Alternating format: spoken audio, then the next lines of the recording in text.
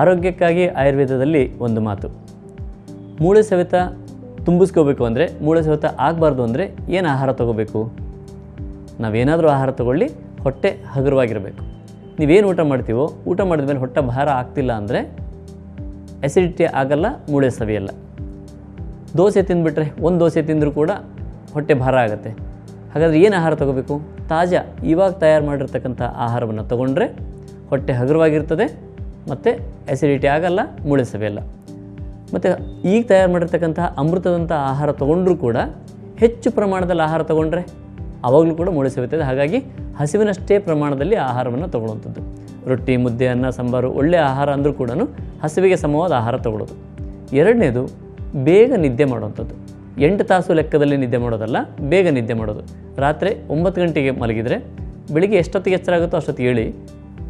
9 ಗಂಟೆ ಮಲಗಿದ ಮೇಲೆ ಆಬ್ವಿಯಸ್ಲಿ 4-5 ಗಂಟೆಗೆ ಎಚ್ಚರ ಆಗುತ್ತೆ. ಸೊ ಬೇಗ ಮಲಗಿದರೆ ಆವಾಗಲೂ ಕೂಡ ಮೂಳೆ ಗಟ್ಟಿ ಆಗ್ತದೆ. ಈ ಎರಡನ್ನು ಫಾಲೋ ಮಾಡಿದರೆ ಸಾಕು, ಆಸ್ಪತ್ರೆ ರಹಿತವಾಗಿ ಆರೋಗ್ಯಯುತವಾಗಿ ಇರಬಹುದು.